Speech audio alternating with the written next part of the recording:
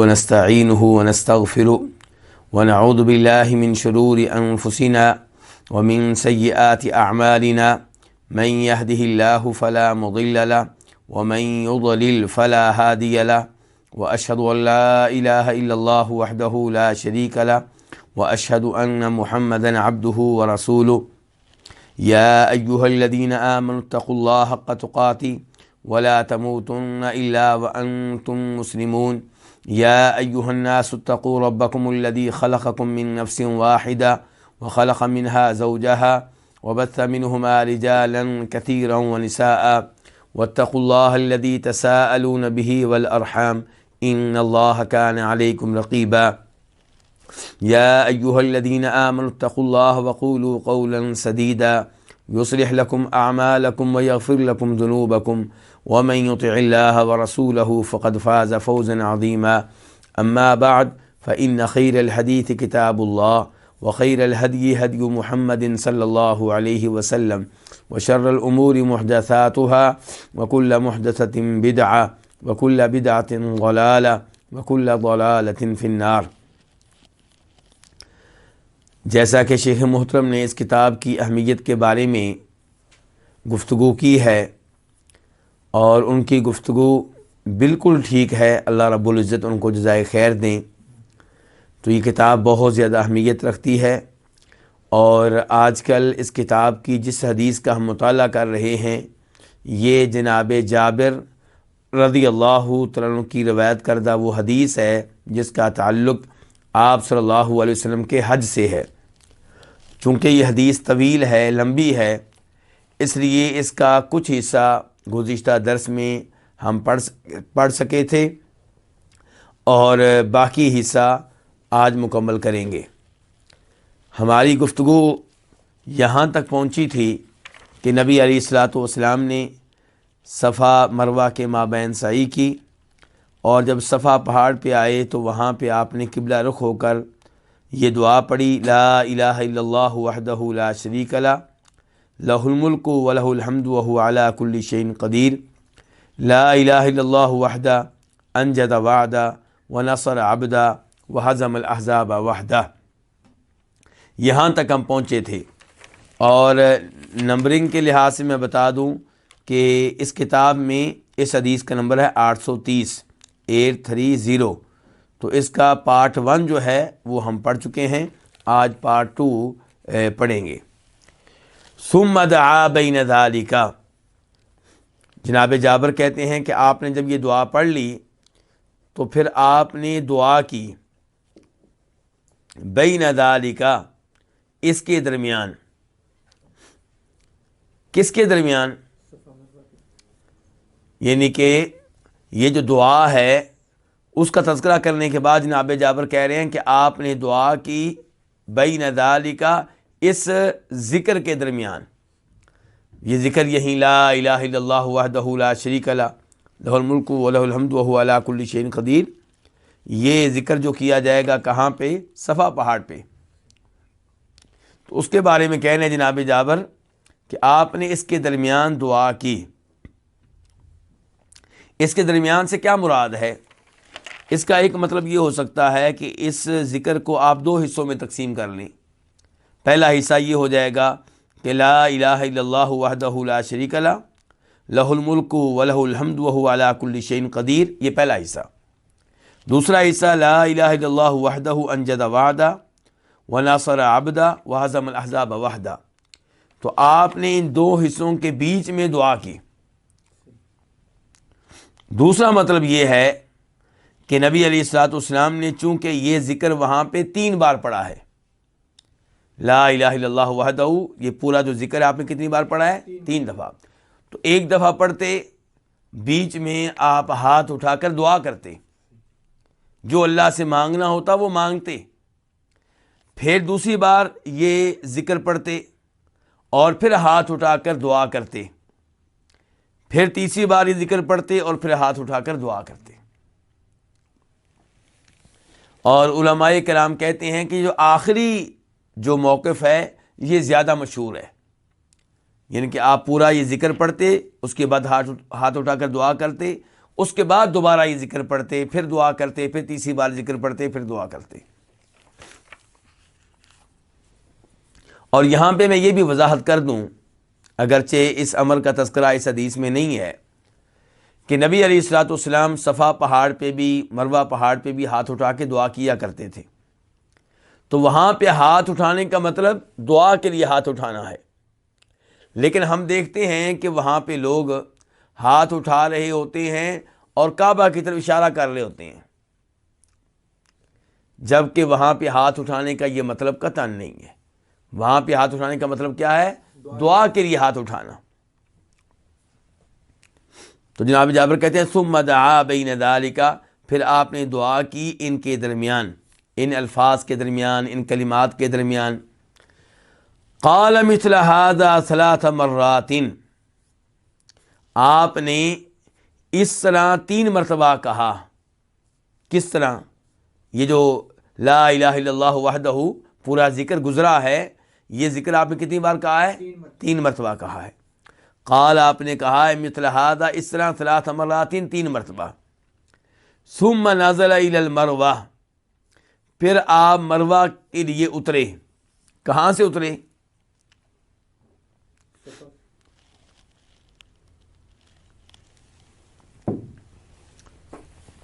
پھر آپ مروہ کے لیے اترے، یعنی کہ صفا پہاڑ سے اترے، کہ صفا پہاڑ سے نیچے اترے تاکہ آپ آگے بڑھیں کس کے لیے؟ مروہ کے لیے۔ اور یہاں پہ یہ بتا دوں کہ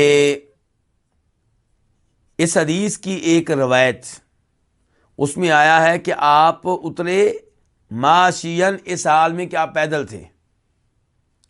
آپ مروہ کے لیے اترے جب کہ آپ کیا تھے؟ پیدل تھے۔ جبکہ جناب جابر کی حدیث، اس حدیث کے علاوہ ہم پڑھ چکے ہیں، اس میں یہ آیا ہے کہ نبی علیہ الصلوۃ والسلام نے صفا مروہ کے مابین طواف کیا، سعی کی، اور آپ اونٹ کے اوپر تھے تاکہ لوگ آپ کو دیکھ سکیں۔ اور اس روایت میں کیا آ رہا ہے کہ آپ جب اترے ہیں مروہ پہاڑ جانے کے لیے تو آپ کیا تھے؟ پیدل تھے۔ اور یہ بات بھی حقیقت ہے کہ نبی علیہ الصلوۃ والسلام نے صفا مروہ کی سعی حج میں 1 بار کی ہے، 2 بار نہیں کی۔ اگر 2 بار کی ہوتی تو ہم کہتے کہ جناب جابر کی ایک روایت میں آیا ہے کہ آپ سوار تھے اور دوسری روایت میں آیا کہ آپ پیدل تھے، اور دونوں روایات اپنی اپنی جگہ پہ ٹھیک ہیں اور ان میں کوئی تضاد نہیں ہے۔ لیکن یہاں پہ مسئلہ یہ ہے کہ آپ نے حج میں صفا مروہ کی سعی کتنی بار کی ہے؟ 1 مرتبہ کی ہے۔ طواف آپ نے کتنے کیے ہیں؟ 3۔ ایک طواف قدوم، دوسرے نمبر پہ 10 طریقہ طواف جس کو طواف افاضہ بھی کہتے ہیں، طواف زیارت بھی کہتے ہیں، طواف رکن بھی کہتے ہیں، اور تیسرے نمبر پہ الوداعی طواف۔ اور صفا مروہ کی سعی آپ نے طواف وداع کے ساتھ نہیں کی، الوداعی طواف کے ساتھ نہیں کی، تو وہ کتنی بار کی آپ نے؟ 1 بار۔ تو اب یہاں پہ سوال پیدا ہوتا ہے کہ پھر کون سی روایت ٹھیک ہے؟ تو علماء کرام نے، چونکہ وہ آپ کی احادیث سے محبت کرتے ہیں، جب آپ کی حدیث صحیح سند سے ثابت ہو جائے تو اس کا احترام کرتے ہیں، کیونکہ آپ کی احادیث کا احترام آپ ہی کا احترام ہے، آپ کی گفتگو کا احترام آپ کا احترام ہے۔ وہ منکرین حدیث کی طرح نہیں ہے کہ آپ کی احادیث کا مذاق اڑائیں۔ تو اس لیے وہ اللہ کی توفیق سے اس نتیجے پہ پہنچے ہیں کہ نبی علیہ الصلوۃ والسلام صفا مروہ کی سعی میں پیدل تھے، اور جب لوگوں نے رش قائم کر لیا اور ہر کوئی آپ کو دیکھنا چاہتا ہے کہ آپ کیا کر رہے ہیں، تو تب آپ نے پھر سوار ہو گئے، اونٹ کے اوپر پھر سوار ہو گیا۔ تو دونوں باتیں اپنی جگہ پہ کیا ہے؟ ٹھیک ہے۔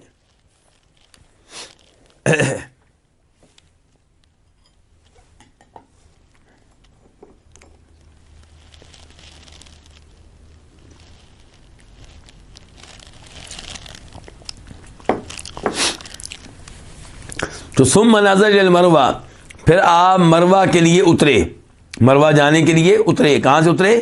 صفا پہاڑ سے۔ حتی اذا انصبت قدماہ فی بطن الوادی، یہاں تک کہ جب آپ کے قدم وادی کے بیچ میں پڑے،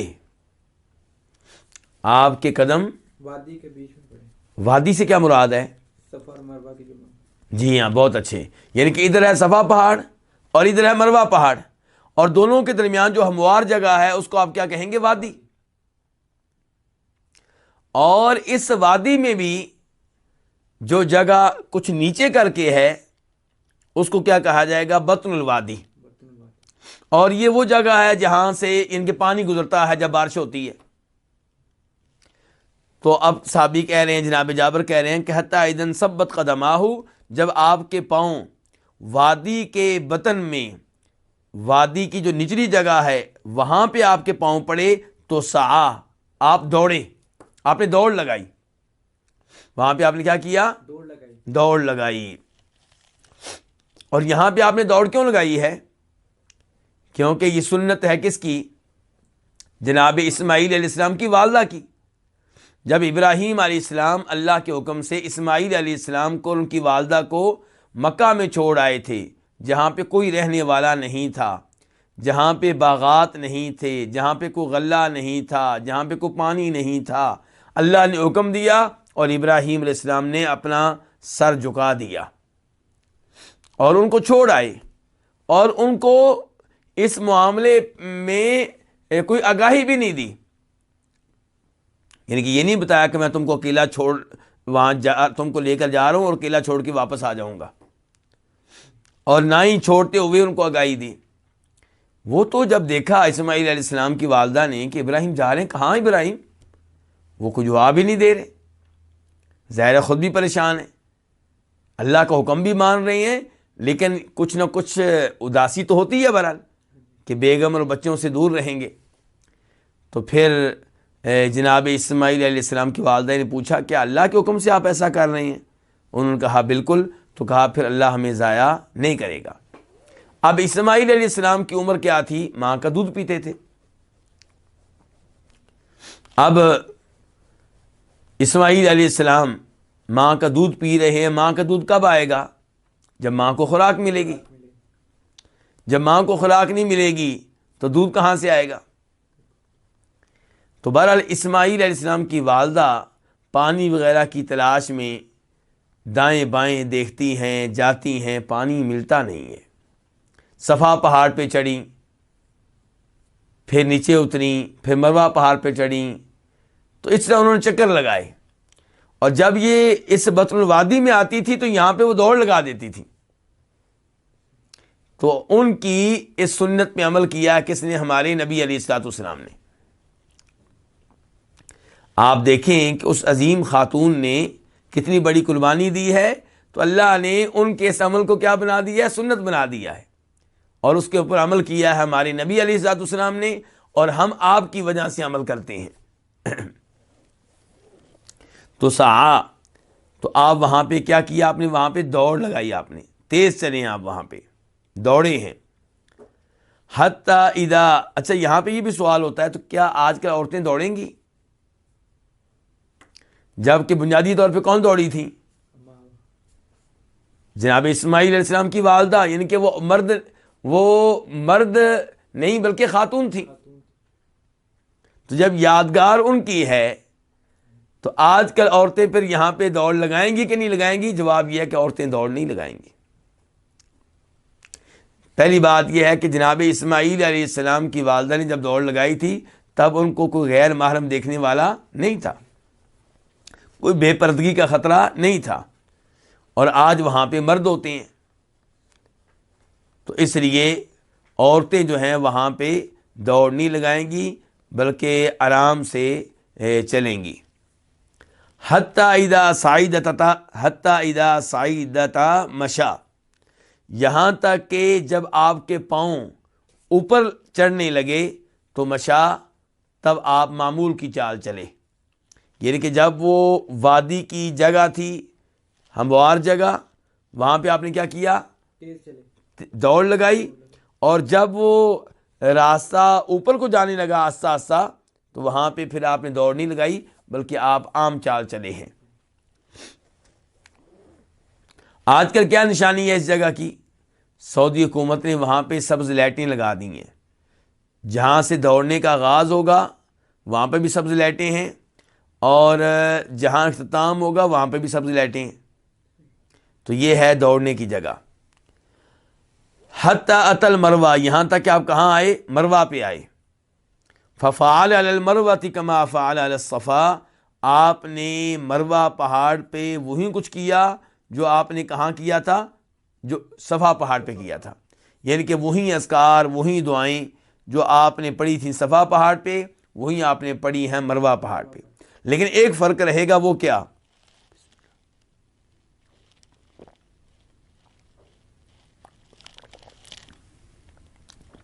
قبلے کا ایک فرق رہے گا، وہ کیا؟ صفا اور مروہ پہاڑ میں ایک فرق رہے گا.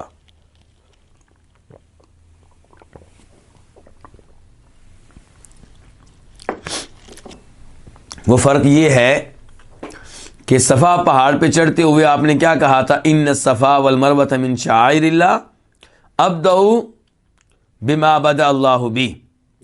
آپ نے یہ آیت پڑھی ان الصفا والمروۃ من شعائر اللہ، کہ صفا پہاڑ اور مروہ پہاڑ اللہ کی نشانیوں میں سے ہیں. اور پھر آپ نے کہا تھا میں آغاز کرتا ہوں اس پہاڑ سے جس پہاڑ کا اللہ نے پہلے نام لیا ہے. مروہ پہ چڑھتے ہوئے نہ یہ آیت پڑھنی ہے اور نہ یہ کہنا ہے کہ میں آغاز کرتا ہوں وہاں سے جہاں سے اللہ نے آغاز کیا ہے. صفا پہاڑ پہ چڑھتے ہوئے پہلی بار وہ آیت پڑھنی ہے اور یہ الفاظ کہنے ہیں. اس کے بعد نہ صفا پہاڑ پہ چڑھتے ہوئے الفاظ کہنے ہیں، نہ مروہ پہاڑ پہ چڑھتے ہوئے الفاظ کہنے ہیں.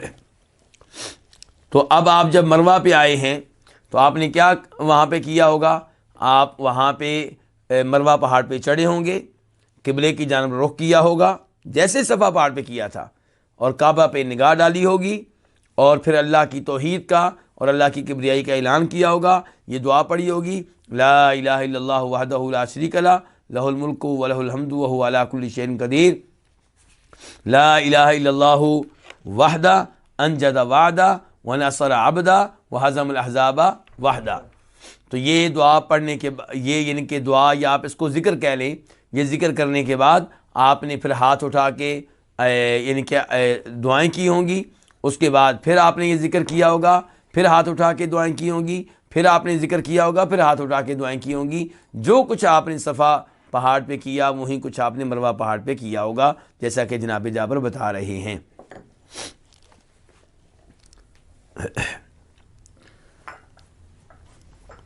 حتی اذا کان آخر طوافہ علی المروہ، یہاں تک کہ جب آپ کا آخری چکر مروہ پہاڑ پہ تھا، یہاں تک کہ جب آپ کا آخری چکر کہاں پہ تھا؟ مروہ پہاڑ پہ. فقال، تو آپ نے کہا لو انی استقبلت من امری ما استدبرت لم اسق الہدی وجعلتها عمرہ. اچھا، اب یہاں پہ پہلا سوال تو یہ پیدا ہو رہا ہے کہ آخری چکر آپ کا کس پہاڑ پہ تھا؟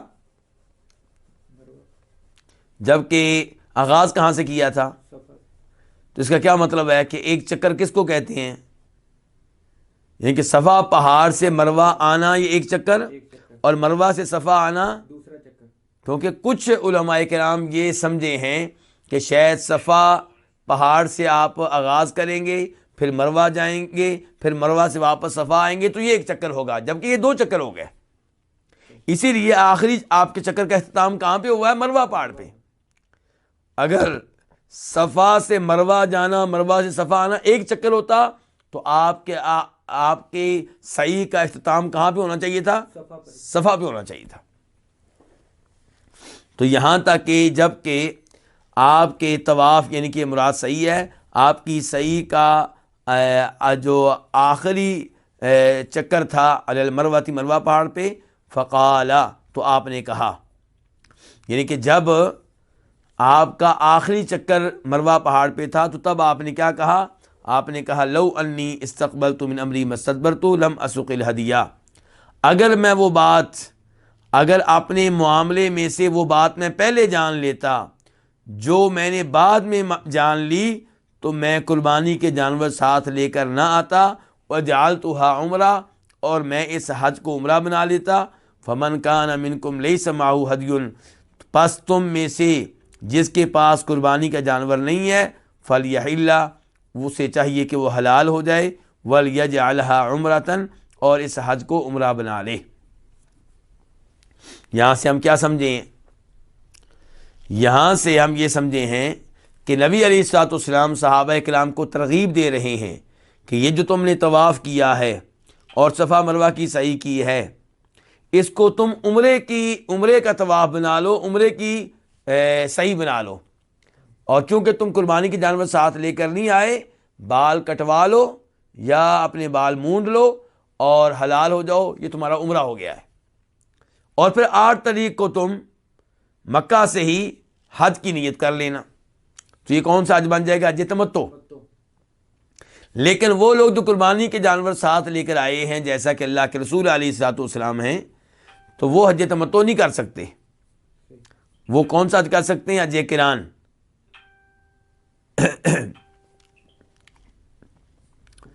تو آپ کہہ رہے ہیں کہ لو انی استقبلت من امری ما استدبرت، اگر وہ اپنے معاملے میں سے وہ بات میں پہلے جان لیتا، مستدبرت جو میں نے بعد میں جان لی ہے، تو لم اسق الہدیہ، میں قربانی کے جانور ساتھ لے کر نہ آتا، وجعلتها عمرہ، اور میں اس کو عمرہ بنا لیتا۔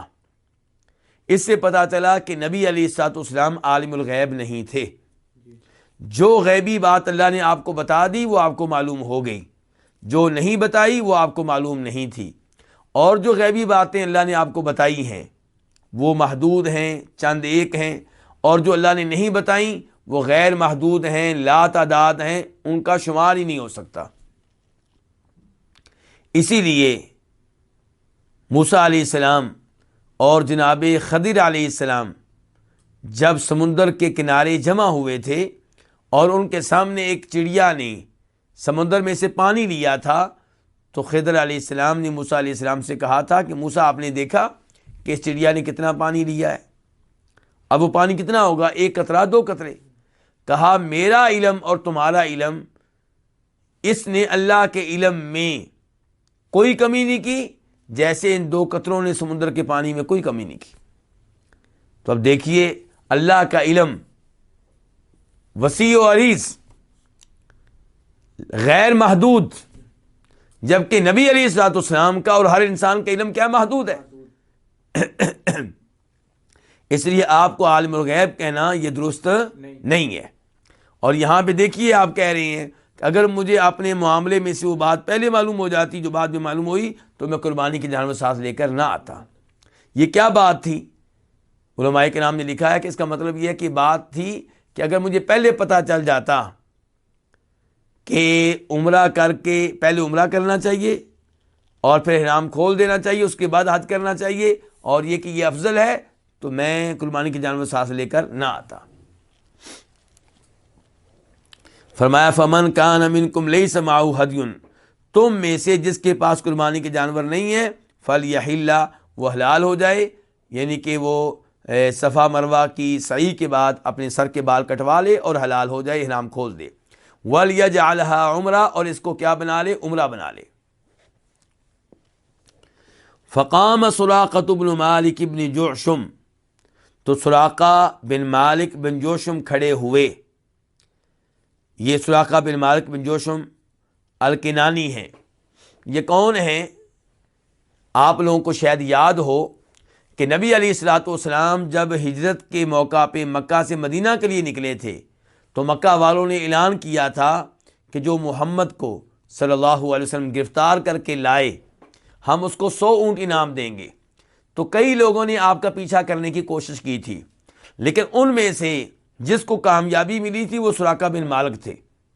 یہ آپ کے بہت قریب پہنچ گئے تھے، اتنے قریب کہ جناب ابو بکر صدیق رضی اللہ عنہ ان کو اپنے سے اتنا قریب دے کر پریشان ہو گئے، اور پریشانی انہیں اپنے بارے میں نہیں تھی، خوف و خطرہ انہیں اپنے بارے میں نہیں تھا، بلکہ نبی علیہ الصلوۃ والسلام کے بارے میں خطرہ تھا کہ کہیں سراقہ نبی علیہ الصلوۃ والسلام کو کوئی نقصان نہ پہنچا دے۔ تو تب اللہ کے فضل و کرم سے سراقہ بن مالک کے گھوڑے کے پاؤں زمین میں دنس گئے تھے، تو اس نے پھر آپ سے معذرت کی تھی، تو پھر آپ نے دعا کی تو اس کا گھوڑا جو ہے وہ زمین سے باہر آیا، اور ایسا 2-3 بار ہوا، پھر وہ واپس چلا گیا تھا۔ لیکن مسلمان اس وقت نہیں ہوا۔ سراقہ مسلمان کب ہوئے ہیں؟ جب مکہ فتح ہوا ہے۔ تو یہ سراقہ بن مالک بن جوشم جو ہیں یہ کھڑے ہوئے، فقال، تو کہنے لگے یا رسول اللہ، اے اللہ کے رسول، الیعامنا ھذا ام لابدین، کیا یہ ہمارے اس سال کے لیے ہے یا ہمیشہ ہمیشہ کے لیے ہے؟ کیا مطلب ہے اس کا؟ یعنی کہ حج کے مہینوں میں عمرہ کرنا اور یہ حج تمتع کرنا، کہ آپ جب حج کے مہینوں میں مکہ آئیں تو پہلے عمرہ کریں اور حلال ہو جائیں، اس کے بعد 8 تاریخ کو آپ حج کی نیت کریں، یہ چیز جو ہے یہ اس سال کے لیے خاص ہے یا قیامت تک کے لیے یہی حکم ہے؟ تو کہہ رہے ہیں الیعامنا ھذا، کیا یہ ہمارے اس سال کے لیے ہے، ام لابدین، یا ہمیشہ ہمیشہ کے لیے ہے؟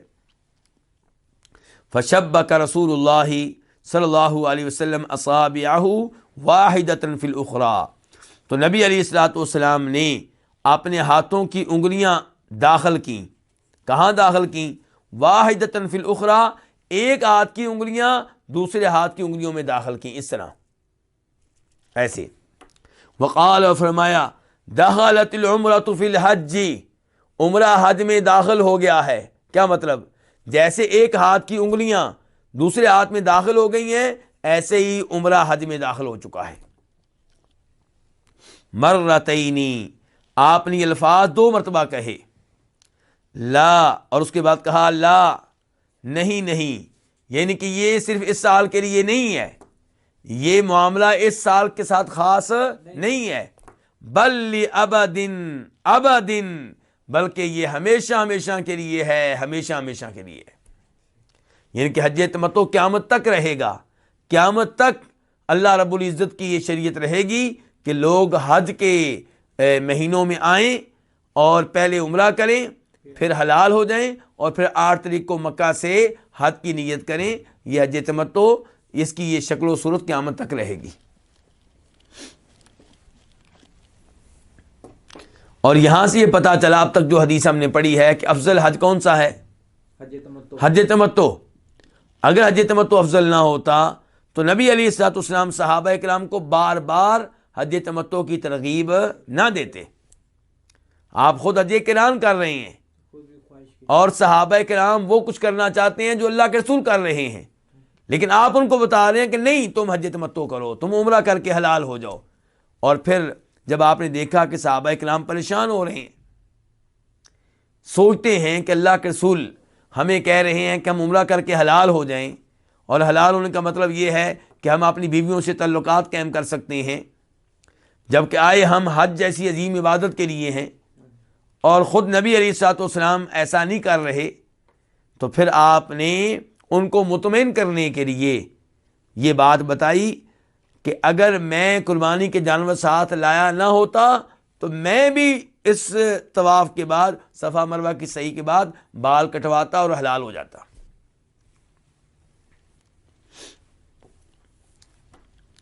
اس کے بعد وقادم علی من الیمن ببدن النبی صلی اللہ علیہ وسلم، جناب جابر فرماتے ہیں کہ علی، کون سے علی؟ جو بعد میں چوتھے خلیفہ بنے، جناب علی بن ابو طالب رضی اللہ تعالی عنہ، جن سے محبت ایمان کی علامت اور نشانی ہے، اور جن سے بغض و عداوت منافقت کی علامت اور نشانی ہے، یہ جناب علی جو ہیں یمن سے آئے۔ آپ علیہ الصلوۃ والسلام نے مدینہ سے ان کو کہاں بھیجا تھا؟ یمن۔ اور اب یہ یمن سے کہاں آئے ہیں؟ مکہ۔ تو جناب علی یمن سے آئے، ببدن النبی صلی اللہ علیہ وسلم، نبی علیہ الصلوۃ والسلام کے اونٹ لے کر۔ ابھی تو ہم نے پڑھا کہ اللہ کے رسول مدینہ سے اونٹ لے کر گئے تھے، اور آپ جناب جابر کہہ رہے ہیں علی یمن سے لے کر آئے ہیں آپ کے اونٹ۔ تو دونوں باتیں بالکل صحیح ہیں۔ یہ اصول ذہن میں رکھ لیا جائے کہ احادیث اگر ثابت ہوں تو ان میں ٹکراؤ نہیں ہوتا۔ تو بات کیا ہے کہ آپ نے کتنے اونٹ ذبح کیے تھے؟ نار کیے تھے 100 کو تھوڑی تعداد نہیں ہے۔ تو ان میں سے کئی اونٹ آپ مدینہ سے لے کر آئے تھے، اور کئی آپ کے لیے جناب علی یمن سے لے کر آئے تھے۔ دونوں باتیں بالکل صحیح ہیں۔ تو جناب علی یمن سے نبی علیہ الصلوۃ والسلام کے اونٹ لے کر آئے۔ فوجد فاطمہ، تو انہوں نے جناب فاطمہ کو پایا. کنہوں نے؟ علی نے. اور فاطمہ ان کی کیا لگتی ہیں؟ وائف، بیگم، نبی علیہ السلام کی صاحبزادی، اور ان سے بھی ہم اللہ کے فضل و کرم سے محبت کرتے ہیں. تو جناب فاطمہ کو پایا ممن حل، ان میں سے جو حلال ہو چکے تھے. جناب علی نے دیکھا کہ فاطمہ تو حالت احرام میں نہیں ہے. وَلَبِسَتْ ثِيَابًا سَبِيغًا، اور وہ رنگین کپڑے پہنے ہوئے ہیں. رنگین کپڑے پہنے ہوئے ہیں مراد کیا ہے؟ وہ رنگین کپڑے جو شوق ہیں، زینت والے ہیں. جبکہ حج میں عورتیں کوئی بھی لباس پہنیں، لیکن ایسا لباس نہیں ہونا چاہیے جو شوق ہو. سادہ لباس پہنیں، یعنی کہ جب حالت احرام میں ہوں. میرے کہنے کا مقصد یہ جب حالت احرام میں ہوں. تو یہاں پہ جناب فاطمہ نے کپڑے پہنے ہوئے ہیں رنگین قسم کے کپڑے، رنگے ہوئے کپڑے. وقت حالت، اور آنکھوں میں سرما ڈال رکھا ہے. فَأَنْكَرَ ذَلِكَ عَلَيْهَا، تو جناب علی نے ان پہ اس چیز کا انکار کیا، یعنی کہ ان پہ یہ اعتراض کیا کہ تم کیوں حلال ہو چکی ہو اور تم نے سرما لگا رکھا ہے اور یہ شو کپڑے پہن رکھے ہیں. تو فَأَنْكَرَ، انکار کیا، ذَلِكَ، اس حلال ہونے کا جناب علی یا جناب فاطمہ پہ کس نے انکار کیا؟ جناب علی نے. فقالت، تو انہوں نے وضاحت کی کہ انہوں نے جناب فاطمہ نے، ان ابی امرنی بہذا، کہ میرے والد نے مجھے اس چیز کا حکم دیا ہے. کس چیز کا؟ حلال ہونے کا. انہوں نے کہا ہے کہ طواف کر کے، صفا مروہ کی صحیح کر کے اور بال کٹوا کے کیا ہو جاؤ؟ حلال ہو جاؤ، اس کو عمرہ بنا لو. قال، جناب جابر کہتے ہیں فکان علی یقول بالعراق، تو علی عراق میں کہا کرتے تھے. کیا مطلب عراق میں کہا کرتے تھے؟ یعنی کہ جب جناب علی مدینہ سے عراق منتقل ہو گئے، اپنی حکومت وہاں پہ لے گئے، تو وہاں پہ یہ بات بتایا کرتے تھے. کیا بات؟ جو آگے آنے والی ہے. تو جناب علی عراق میں کہا کرتے تھے فذهبت الى رسول اللہ صلی اللہ علیہ وسلم محرشا على فاطمة للذي صنعت، تو میں نبی علیہ الصلوۃ والسلام کے پاس گیا آپ کو فاطمہ کے خلاف بھڑکانے کے لیے، یعنی کہ غصہ دلانے کے لیے. کس بات پہ غصہ؟ للذی صنعت، اس کی وجہ سے جو فاطمہ نے کیا ہے، کہ بھئی یہ آئی حج کے لیے ہیں اور یہاں پہ آ کے حلال ہو گئی ہیں اور شو کپڑے پہن رکھے ہیں اور آنکھوں میں سرما ڈال رکھا ہے. تو یہ بات بتانے کے لیے میں گیا. ایک مقصد تھا کہ آپ اگر فاطمہ کو ڈانٹیں، اور دوسرا مقصد یہ تھا کہ میں آپ سے سوال کر لوں، جواب معلوم کر لوں کہ کیا حقیقت ہے اس معاملے کی. تو کہتے ہیں فذهبت الى رسول اللہ، میں رسول اللہ صلی اللہ علیہ وسلم کی طرف گیا. کیوں گیا؟ محرشن علی فاطمہ، آپ کو جناب فاطمہ کے خلاف بھڑکانے کے لیے، للذی صنعت، اس کام کی وجہ سے جو فاطمہ نے کیا ہوا تھا. مستفتیا لرسول اللہ صلی اللہ علیہ وسلم فیما ذکرت عنہ، اللہ کے رسول علیہ السلام سے سوال کرنے کے لیے اس بارے میں جس کا فاطمہ نے تذکرہ کیا تھا، عنہ، آپ سے. حضرت فاطمہ نے کیا کہا تھا کہ میں کیوں حلال ہو گئی ہوں؟ مجھے نبی علیہ السلام نے حکم دیا ہے.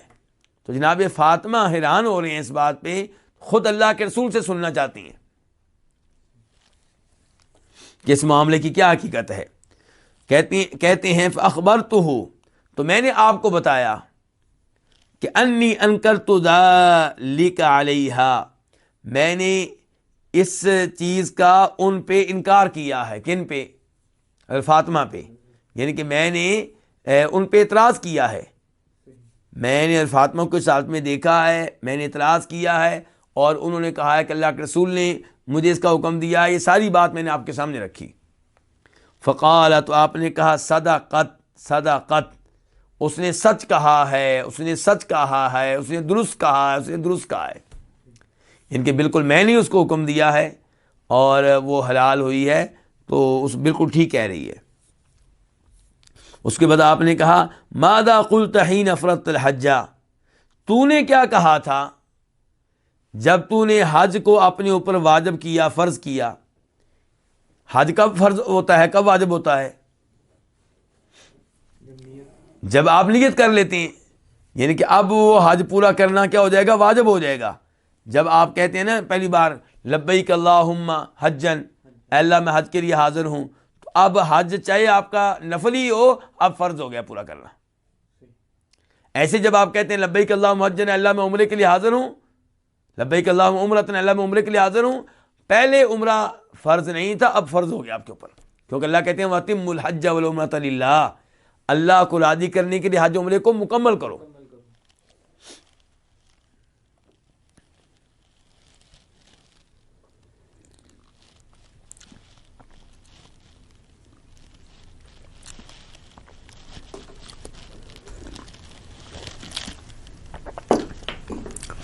تو اللہ کے رسول علیہ الصلوۃ والسلام جناب علی سے پوچھ رہے ہیں کہ تمہاری نیت کیا تھی، تم نے کون سا تلبیہ کہا ہے، کون سا احرام باندھا ہے؟ تو آپ کہتے ہیں ماذا قلتا، تو نے کیا کہا جس وقت تو نے حج کو اپنے اوپر فرض کیا؟ قال، جناب علی کہتے ہیں کہ قلت، میں نے کہا اللہم، اے اللہ، یعنی کہ میں نے جب تلبیہ پڑھا تھا تو میں نے یہ الفاظ کہے تھے اللہم، اے اللہ، انی احل بما احل بہ رسولک، میں تلبیہ کہتا ہوں اسی کا جس کا تلبیہ کہا ہے تیرے رسول نے، میں احرام باندھ رہا ہوں اسی عبادت کا جس کا احرام باندھا ہے اللہ کے رسول علیہ الصلوۃ والسلام نے، یعنی کہ اللہ کے رسول نے حج کا باندھا ہے یا عمرے کا باندھا ہے، جس چیز کا احرام باندھا ہے آپ نے، اسی کی میں نیت کر رہا ہوں، اسی کا میں تلبیہ کہہ رہا ہوں۔ انی احلو، میں تلبیہ کہتا ہوں، میں احرام باندھتا ہوں، بما احل بی رسول کا، اسی عبادت کا جس کا احرام باندھا ہے تیرے رسول نے صلی اللہ علیہ وسلم۔ قال، تو آپ نے کہا فإن معی الہدی فلا تحل، بے شک میرے ساتھ تو قربانی کے جانور ہیں، تو تم اب حلال نہ ہونا، یعنی کہ تم نے یہ نیت کی تھی کہ میں وہی حج کروں گا جو اللہ کے رسول کر رہے ہیں، حج عمرے میں سے وہی کام کروں گا جو اللہ کے رسول کر رہے ہیں، تو میرے ساتھ چونکہ قربانی کے جانور تھے تو میں نے تو پھر حج قران کی نیت کی ہے، تو جب تمہاری نیت وہی ہوئی جو میری ہے، تو جیسے میں حلال نہیں ہوا تم نے بھی حلال نہیں ہونا۔ فرمایا فإن معی الہدی، میرے ساتھ قربانی کے جانور ہیں، فلا تحلوا، تو تم نے حلال نہیں ہونا، یعنی کہ ایسے ہی حالت احرام میں رہنا ہے۔ قال، کہتے ہیں، کون کہتے ہیں؟ جناب جابر،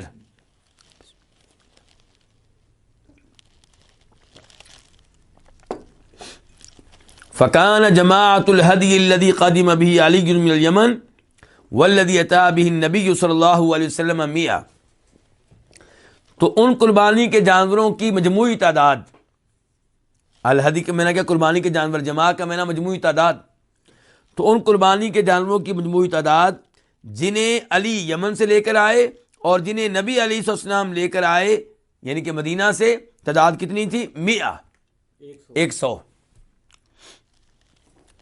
تو نبی علیہ السلام کی طرف سے یہ 100 اونٹ جو ہیں وہ نہر ہوئے ہیں، ذبح ہوئے ہیں، تو ٹوٹل اونٹ کتنے تھے؟ 100۔ اب دیکھیں نا وہی بات نکلی کہ آخر میں جناب جابر نے خود کہہ دیا کہ علی جو یمن سے لے کر آئے اور اللہ کے رسول جو مدینہ سے لے کر آئے، یہ کہ دونوں باتیں اپنی جگہ پہ ٹھیک ہے، کوئی بھی غلط نہیں ہے۔ قال، کہتے ہیں، کون کہتے ہیں؟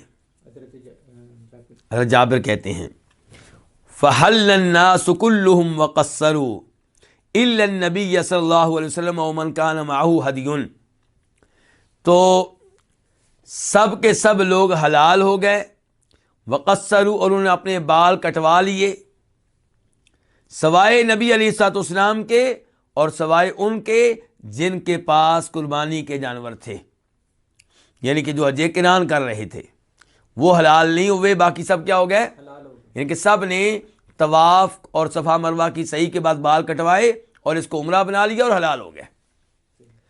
البتہ یہاں پہ جناب جابر نے جناب عائشہ کا تذکرہ نہیں کیا، جناب عائشہ کے پاس قربانی کے جانور نہیں تھے، وہ پھر بھی حلال نہیں ہوئی، کیوں؟ کیونکہ ان کی مجبوری تھی. کیا ہے؟ اس کا خون آیا ہوا تھا.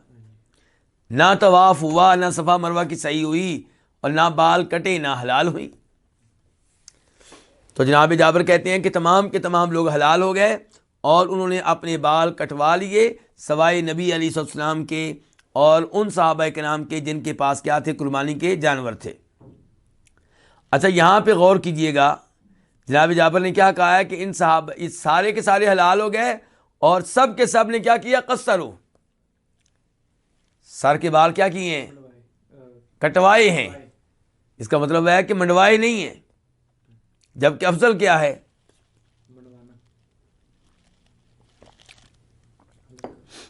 افضل حلق ہے، منڈوانا ہے. اور ان سب نے قصر کروایا ہے، بال ہلکے کروائے ہیں. تو کیا صحابہ کرام میں سے کوئی بھی ایسا نہیں تھا جس کو افضل چیز کا شوق ہو؟ نہیں، مراد یہ نہیں تھی کیونکہ بیچ میں عورتیں بھی تھیں. تو یہاں پہ نوٹ کرنے والی بات یہ ہے کہ ہم جانتے ہیں کہ نبی علیہ الصلوۃ والسلام اور آپ کے صحابہ کرام مکہ کب پہنچے ہیں؟ 4 تاریخ کو، ذوالحجہ کی 4 تاریخ کو. اور حج کس تاریخ کو شروع ہوتا ہے؟ 8 تاریخ کو. تو اس کا مطلب یہ ہے، اور حج میں پھر بال منڈوانے ہوتے ہیں کب؟ 10 تاریخ کو. تو اگر 4 تاریخ کو صحابہ کرام حلق کروا لیتے، سر کے بال منڈوا لیتے، تو 10 تاریخ کو کیا کرتے؟ تو اس لیے انہوں نے حج بہت قریب ہونے کی وجہ سے سر کے بال کیا کیے ہیں؟ کٹوائے ہیں، منڈوائے نہیں ہیں. اسی لیے علماء کرام لکھتے ہیں کہ جب حج اتنا قریب ہو تو پھر افضل یہی ہے کہ آپ سر کے بال کٹوا لیں تاکہ حج میں منڈوانے کا موقع ملے.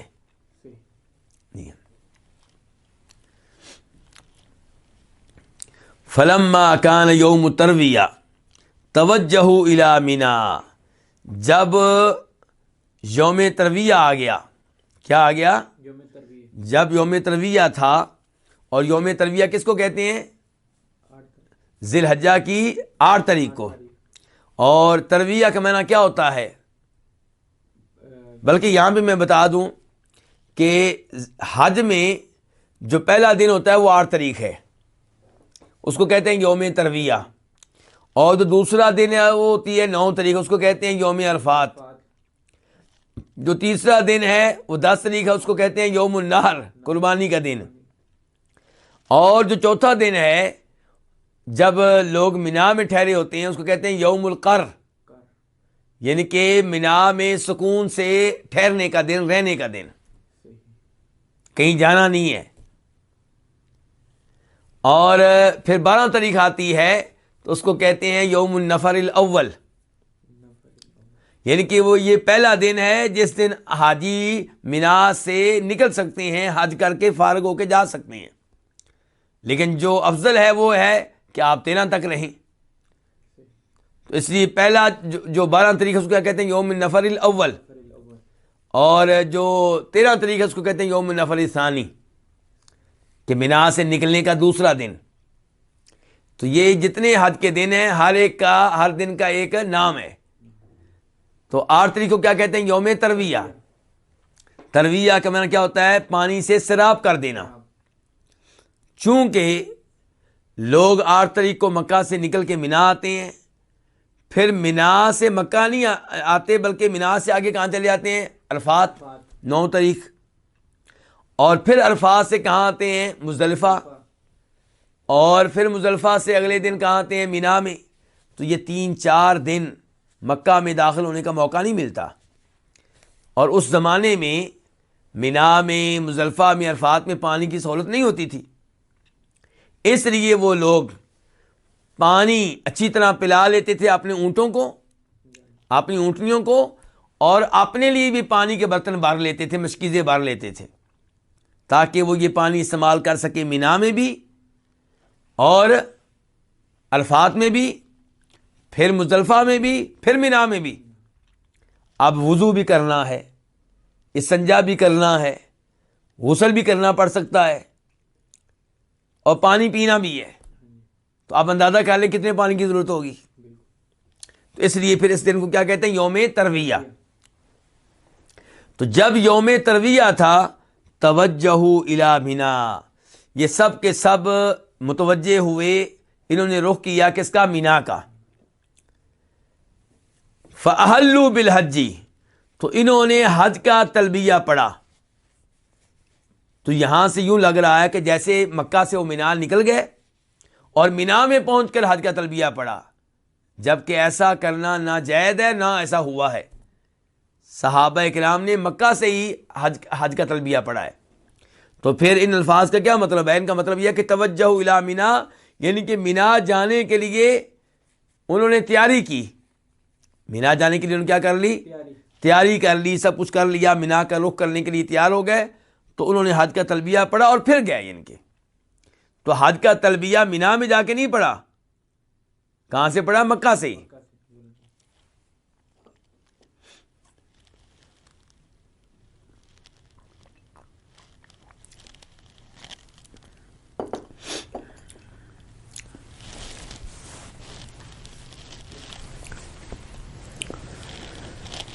جتنا حصہ حدیث کا ہم نے پڑھ لیا ہے، یہاں پہ جناب جابر تذکرہ کرتے ہیں عائشہ کے واقعے کا کہ نبی علیہ الصلوۃ والسلام نے جناب عائشہ سے ملاقات کی تو رو رہی ہیں.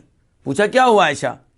کہا اللہ کے رسول میں تو ابھی تک حالت حیض میں ہوں، میں تو عمرہ نہیں کر سکی، اور لوگ حج کے لیے جا رہے ہیں. تو پھر آپ نے کہا تھا کہ تم بھی غسل کر لو اور عمرے کے اعمال کو رہنے دو اور وہ کام کرو جو حاجی کریں گے، وہ سارے کام کرو جو کون کریں گے؟ حاجی کریں گے.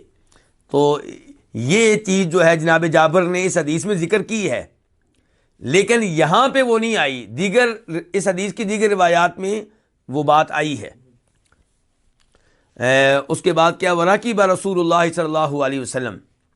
اب مینا کا رخ ہو چکا ہے، حج کا تلبیہ پڑھا جا چکا ہے، تو نبی علیہ الصلوۃ والسلام نے سواری کی. آپ سوار ہو گئے کس پہ؟ آپ نے اونٹنی پہ. کون سی اونٹنی؟ قصوہ. تو اللہ کے رسول علیہ السلام سوار ہوئے. فصلی بها الظہر والعصر والمغرب والعشاء والفجر، تو آپ نے مینا میں ظہر، عصر، مغرب، عشاء اور فجر کی نمازیں پڑھائیں اور پڑھیں. تو یہاں پہ اللہ کے رسول سوار ہوئے ہیں، یعنی کہ مینا کس چیز پہ گئے ہیں؟ اونٹنی پہ. اس لیے کئی علماء کرام نے لکھا ہے کہ حج میں سوار ہونا یہ پیدل چلنے سے افضل ہے. حج میں سواری کو اختیار کرنا پیدل چلنے سے افضل ہے. کئی علماء کرام نے یہ کہا ہے کیونکہ نبی علیہ الصلوۃ والسلام نے یہ حج سواری پہ کیا ہے. اور یقیناً اس میں سہولت بھی ہے. جو لوگ پیدل چلتے ہیں وہ کئی دفعہ اتنا تھک جاتے ہیں کہ اس کے بعد عبادت کرنے کی ہمت نہیں رہتی، عبادت کرنے کی ہمت نہیں رہتی. اس کے باوجود اگر کوئی چلتا ہے تو انشاءاللہ وہ بھی ٹھیک ہے. اور ویسے بھی میں نے کہا کہ کئی علماء کرام کی رائے ہے کہ حج میں سواری کرنا، اب سوار ہونا افضل ہے. ورنہ کئی مرتبہ یہ احساس ہوتا ہے حج کے دوران کہ سوار ہونے میں، گاڑی پہ بیٹھنے میں وقت ضائع ہو جاتا ہے. پیدل چلنے والے کئی دفعہ جلدی پہنچ جاتے ہیں. تو بہرحال اب مینا میں آپ پہنچ چکے ہیں. تو مینا میں آپ نے کتنی نمازیں پڑھی ہیں؟ 5: ظہر، عصر، مغرب، عشاء، فجر. اور یہ نمازیں آپ نے جمع کر کے پڑھی ہیں کہ آپ نے اپنے وقت پہ پڑھی ہیں؟ آپ نے اپنے وقت پہ. لیکن ظہر کی نماز آپ نے 2 رکعتیں پڑھی ہیں، اور عصر کی بھی آپ نے 2 رکعتیں، مغرب کی 3 اور عشاء کی 2. اور یہ قصر جو ہے، کیا وہ حاجی بھی کریں گے جن کا تعلق مکہ سے ہے؟ جی ہاں، وہ بھی کریں گے، کیونکہ حج میں نماز قصر کرنے کا تعلق سفر سے نہیں، حج سے ہے. جو بھی حج کر رہا ہے وہ کیا کرے گا؟ قصر کرے گا. وہ مکہ کا ہو یا انڈیا کا ہو یا پاکستان کا ہو یا بنگلہ دیش کا ہو، کہیں کا بھی ہو. تو اس لیے یہاں پہ یہ نمازیں کیسے پڑھی جائیں گی؟ قصر کر کے پڑھی جائیں گی، لیکن ان کو جمع نہیں کیا جائے گا. یہ مینا میں 8 تاریخ کو. ثم مکث قلیلا، یعنی کہ اب آپ نے ظہر کی نماز بھی پڑھ لی، عصر کی بھی، مغرب کی بھی، عشاء کی بھی، فجر کی، اور سب آپ نے اپنے وقت پہ ادا کی ہیں. ثم مکث قلیلا، فجر کی نماز ہو گئی نا، اس کے بعد کہتے ہیں جناب جابر ثم مکث قلیلا، پھر آپ تھوڑی دیر ٹھہرے رہے، کہاں؟ مینا میں، حتی طلعت الشمس، یہاں تک کہ سورج نکل آیا، یہاں تک کہ کیا ہو گیا؟ سورج نکل آیا. نکل آیا. تو اس سے کیا پتہ چلا کہ 8 تاریخ کے بعد جو رات آئے گی، جس کو آپ یعنی کہ کہہ سکتے ہیں کہ یہ وہ رات ہے جو یوم عرفات سے پہلے ہے، تو وہ کہاں گزارنی چاہیے؟ مینا میں گزارنی چاہیے. وہ کہاں گزارنی چاہیے؟ مینا میں گزارنی چاہیے، اور وہاں میں یہ ساری نمازیں پڑھنی چاہیے، ظہر، عصر، مغرب، عشاء، فجر.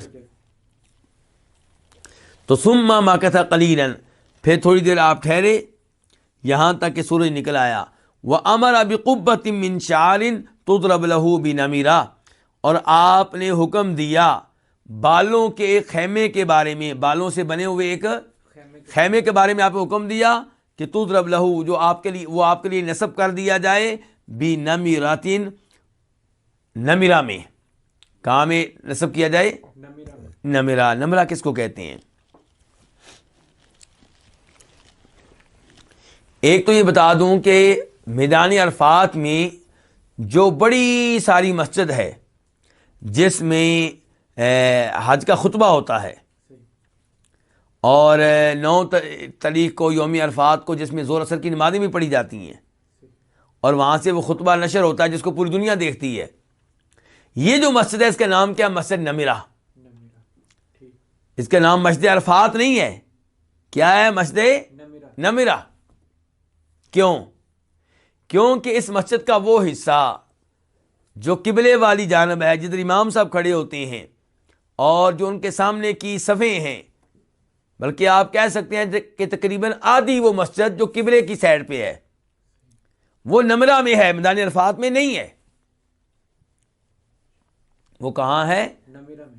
وہ نمرہ میں ہے، میدان عرفات میں نہیں ہے. اور نمرہ میدان عرفات کا حصہ نہیں ہے. نمرہ میدان عرفات کا حصہ نہیں ہے. تو یہ آپ نے خیمے کے بارے میں کیا حکم دیا تھا؟ وہ کہاں نصب کیا جائے؟ نمرہ میں، عرفات میں نہیں. اچھا اب دیکھیے آپ ذرا، اب آپ کا خیمہ وہاں نصب کر دیا گیا، کہاں پہ نصب کیا گیا؟ پھر نمیرہ میں. نمرہ میں. تو آپ نمرہ میں رہے ہیں، یہ آگے آ رہا ہے، اس لیے میں تفصیلات بتانا چاہ رہا تھا لیکن آگے آ رہا ہے، بعد میں بتاؤں گا. اس کے بعد کیا ہے؟ فصار رسول اللہ صلی اللہ علیہ وسلم ولا تشک قریش الا انہ واقف عند المشعر الحرام. تو نبی علیہ الصلوۃ والسلام چلے کہاں سے؟ مینا سے عرفات کے لیے. آپ چلے اور قریش کو اس بارے میں کوئی شک و شبہ نہیں تھا مگر یہ کہ آپ مشعر الحرام کے پاس وقوف کریں گے، جیسا کہ قریش کیا کرتے تھے زمانہ جاہلیت میں. قریشی لوگ یہ کہا کرتے تھے کہ ہم تو حرم والے ہیں. ہم کون ہیں؟ حرم والے. حرم والے، بیت اللہ کے متولی، ہم تو بڑے افضل لوگ ہیں، بڑے معزز لوگ ہیں، اس لیے حج میں ہم تو جائیں گے مزدلفہ تک، کیونکہ مزدلفہ حرم کے اندر ہے، مینا حرم کے اندر ہے، اور میدان عرفات چونکہ حدود حرم سے باہر ہے، وہاں پہ ہم نہیں جائیں گے، باقی لوگ جائیں گے. تو اللہ نے قرآن حکیم میں کیا کہا؟ ثم افیضوا من حیث افاض الناس، کہ تم لوگ وہاں سے واپس آؤ جہاں سے لوگ واپس آتے ہیں. اور لوگ کہاں سے واپس آتے ہیں؟ عرفات سے. تو آپ نے کہا کہ تم سب لوگ وہاں عرفات تک جاؤ، وہاں پہ وقوف کرو. تو نبی علیہ الصلوۃ والسلام نے اللہ کے اس حکم پہ عمل کیا، اور آپ کہاں گئے؟ میدان عرفات میں گئے. اور آپ قریشی تھے کہ نہیں تھے؟ قریشی تھے. اب قریشی سوچتے تھے کہ اللہ کے رسول حج کریں گے تو قریش کی عادت کے مطابق مزدلفہ تک جائیں گے، مشعر الحرام تک جائیں گے، اور آگے عرفات میں نہیں جائیں گے. لیکن آپ نے قریشیوں کے اس رواج کی پرواہ نہیں کی. آپ نے ان کی اس رسم کو توڑا، ان کے اس رواج کو توڑا، اور رسم و رواج کے اس بت کو پاش کر دیا. آپ میدان عرفات گئے. کہاں گئے؟ میدان عرفات. ہاں جی. تو یہ ہے جو کہہ رہے ہیں جناب جابر کہ اللہ کے رسول چلے اور قریشیوں کو اس بارے میں کوئی شک و شبہ نہیں تھا مگر یہ کہ آپ وقوف کریں گے مشعر الحرام کے پاس. مشعر الحرام ایک پہاڑ کا نام ہے جو مزدلفہ میں ہے. مشعر الحرام کا لفظ پورے میدان مزدلفہ پہ بھی بول دیتے ہیں اور کئی دفعہ مزدلفہ میں موجود ایک پہاڑ پہ بولتے ہیں. تو قریشی سوچ رہے تھے کہ آپ عرفات میں نہیں جائیں گے بلکہ کہاں وقوف کریں گے؟ مشعر الحرام کے پاس، یعنی کہ مزدلفہ میں. کما کانت قریش تصنع فی الجاہلیہ، جیسا کہ قریشی کیا کرتے تھے زمانہ جاہلیت میں، زمانہ کفر میں. فاجاز رسول اللہ صلی اللہ علیہ وسلم حتی اتی عرفہ، تو نبی علیہ الصلوۃ والسلام نے اس کو کراس کیا. کس کو؟ مشعر الحرام کو، مزدلفہ کو، یہاں تک کہ آپ عرفہ پہنچ گئے. یہاں تک آپ کہاں پہنچ گئے؟ عرفات میں پہنچ گئے. لیکن عرفات میں پہنچ گئے سے مراد یہ نہیں کہ عرفات میں داخل ہو گئے، مراد یہ کہ عرفات کے پاس پہنچ گئے. مراد کے عرفات کے پاس پہنچ گئے. یہ ہمیں کیسے پتہ چلا؟ بعد والے الفاظ سے. کیونکہ کیا کہا جا رہا ہے؟ جناب جابر کیا کہہ رہے ہیں؟ حتی اتی عرفہ، یہاں تک کہ آپ عرفہ میں آئے. فوجد القبۃ قد ضربت لہ بنمرہ، تو آپ نے خیمے کو پایا کہ وہ آپ کے لیے نمرہ میں نصب کیا جا چکا تھا. فنزل بہا، تو آپ نے وہاں پہ پڑاؤ ڈالا، وہاں پہ آپ اترے. تو آپ میدان عرفات میں داخل ہونے سے پہلے کہاں اترے ہیں؟ نمرہ میں. اور آپ کا خیمہ کہاں تھا؟ نمرہ میں. تو وہاں پہ آپ رکے ہیں. پھر کیا ہوا دیکھیں، حتی اذا زاغت الشمس، یہاں تک کہ جب سورج ڈال گیا.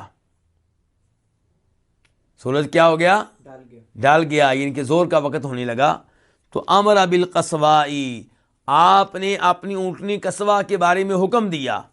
کیا حکم دیا؟ وہ آگے معلوم ہو رہا ہے کہ فرحلت لہ، تو آپ کے لیے اس پہ ایک پالان کس دیا گیا، کجاوا رکھ دیا گیا، پالان کس دیا گیا. اس کا مطلب ہے کہ آپ نے کیا حکم دیا تھا کہ میری اونٹنی پہ کیا کرو؟ پلان جو ہے وہ ڈال دو اور کجاوا اس کے اوپر رکھ دو اور اس کو تیار کر دو. چنانچہ فرحلت لہ، تو اس پہ پالان کس دیا گیا، رکھ دیا گیا، لہو آپ کے لیے، آپ کی خاطر. فاتا بطن الوادی، تو آپ وادی کے اندر آ گئے. آپ کہاں آ گئے؟ وادی کے اندر آ گئے. یہ کون سی وادی ہے جی؟ یہ کون سی وادی ہے؟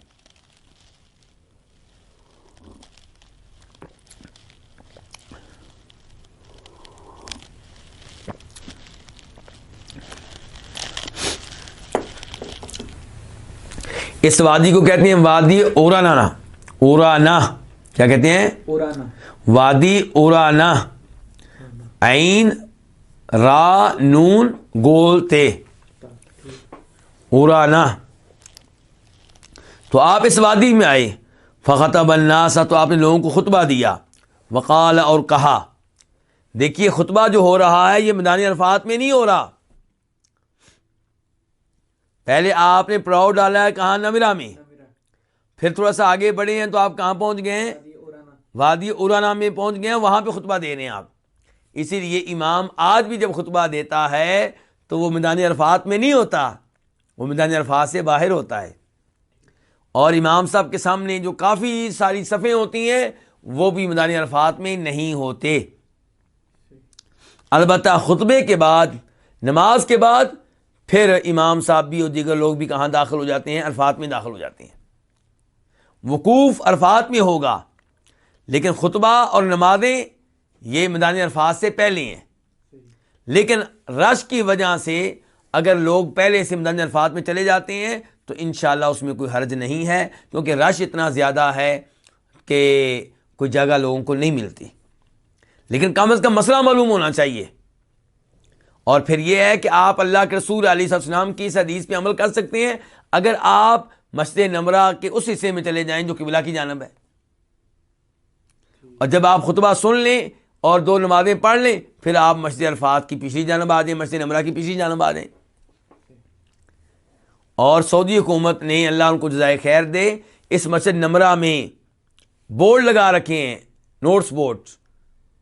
ان کے اوپر لکھا ہوتا ہے کہ یہ حصہ جو ہے یہ میدان عرفات سے باہر ہے اور یہ حصہ میدان عرفات کے اندر ہے.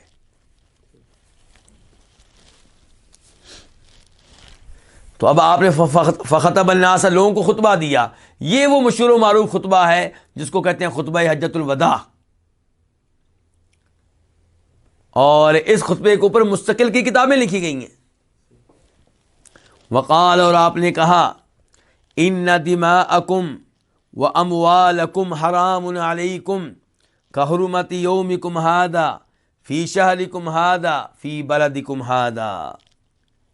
دیکھیے آپ کہ نبی علیہ الصلوۃ والسلام کی تعلیمات کے نتیجے میں لوگ امن و سلامتی کے پیامبر بنتے ہیں یا دہشت گرد بنتے ہیں؟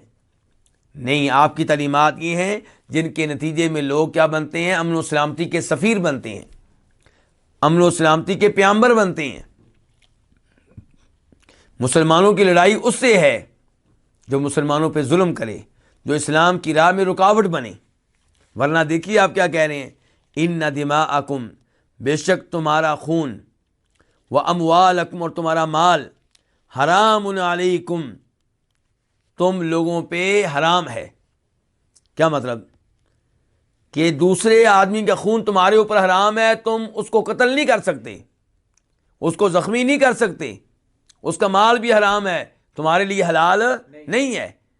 وہ حرمت والا ہے، اس کا اپنا ایک تقدس ہے. کسی کے مال پہ قبضہ کرنے کی اجازت نہیں ہے، نہ چوری کے ذریعے، نہ ڈاکے کے ذریعے، نہ رشوت کے ذریعے، اور نہ ہی کسی بھی ناجائز طریقے کے ذریعے. مثال کے طور پہ قرضہ لے لیا، واپس نہ کیا، بہنوں کی وراثت پہ قبضہ کر لیا، تو اس طرح وہ مال حلال نہیں ہو جائے گا تمہارے لیے. تو آپ فرما رہے ہیں ان دماءکم اموالکم حرام علیکم، تمہارا خون اور تمہارے مال تم پہ کیا ہے؟ حرام ہے، تمہارے لیے حرمت والے ہیں. کحرمت یومکم ھذا فی شہرکم ھذا فی بلدکم ھذا، جیسے تمہارے اس شہر میں، کون سا شہر ہے؟ مکہ. جیسے تمہارے اس شہر میں، تمہارے اس مہینے میں، کون سا مہینہ ہے؟ ذی الحجہ. جیسے تمہارے اس شہر میں، تمہارے اس مہینے میں تمہارا یہ دن حرمت والا ہے. یہ دن کون سا ہے؟ 9 تاریخ، یوم عرفات. تو آپ کہہ رہے ہیں دیکھیں مکہ حرمت والا شہر ہے یا نہیں؟ اور ذی الحجہ حرمت والے مہینوں میں شامل ہے کہ نہیں ہے؟ حرمت والے کے مہینے کتنے ہیں؟ 4 ہیں. تو ان میں ذی الحجہ بھی شامل ہے. اچھا، اوپر سے پھر یوم عرفات، حالت احرام میں کتنی حرمتیں جمع ہو گئی ہیں، کتنی عظمتیں جمع ہو گئی ہیں. تو آپ کہہ رہے ہیں کہ جیسے تمہارے اس شہر میں، تمہارے اس مہینے میں یہ دن محترم ہے، حرمت والا ہے، ایسے ہی تمہارا خون، تمہارا مال تم پہ حرام ہے، حرمت والا ہے. یعنی کہ تم کسی کے مال پہ قبضہ نہیں کر سکتے، کسی کے مال پہ تمہیں قبضہ کرنے کی اجازت نہیں ہے، اور کسی کو قتل کرنے کی اجازت نہیں ہے.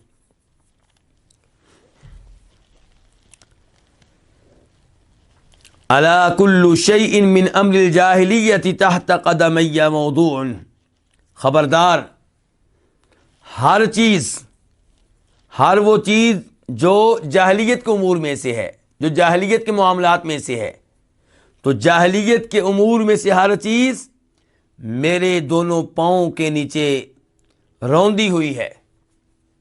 یعنی کہ جاہلیت کے جتنے رسم و رواج ہیں، جتنی ان کی غلط چیزیں ہیں، ان کو میں ختم کر رہا ہوں اور اپنے پاؤں کے نیچے دے رہا ہوں، ان کی کوئی حیثیت نہیں ہے.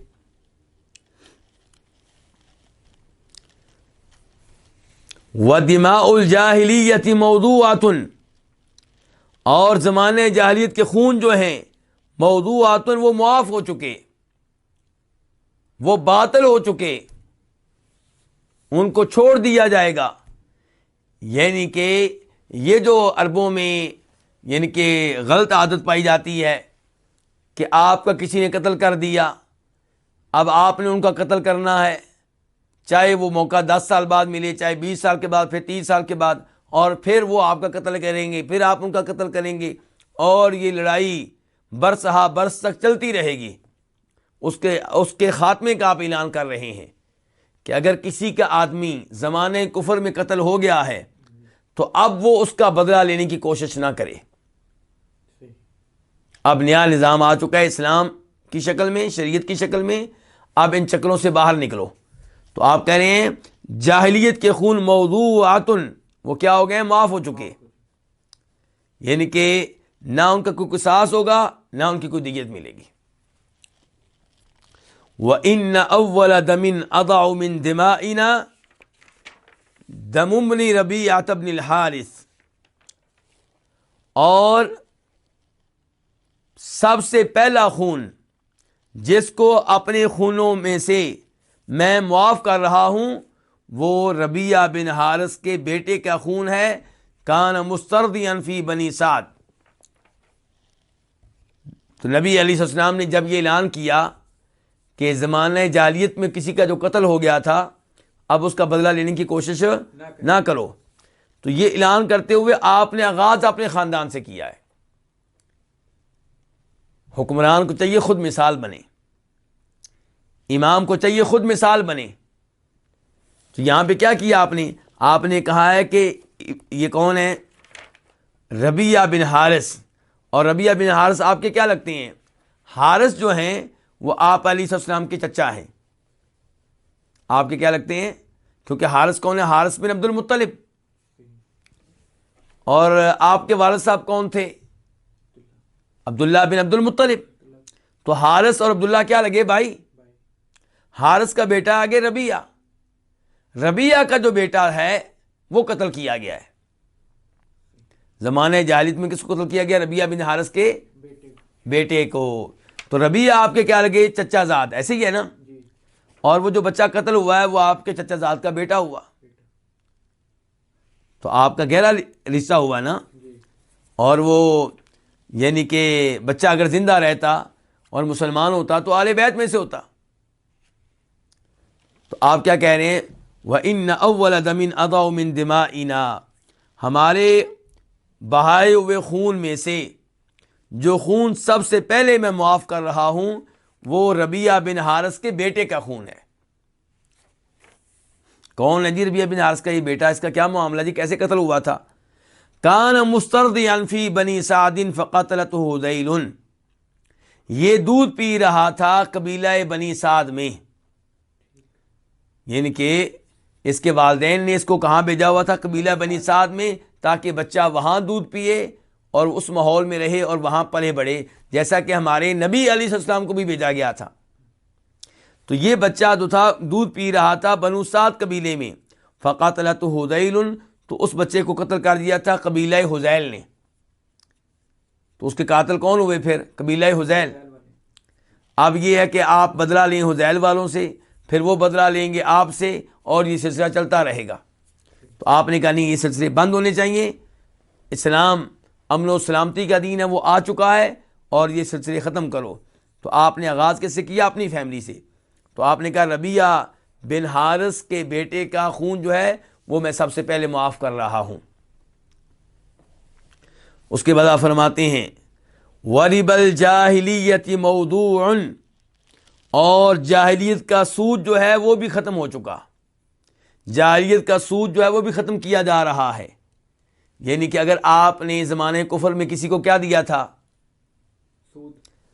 قرضہ دیا تھا. آپ نے کس پہ دیا تھا؟ سود پہ.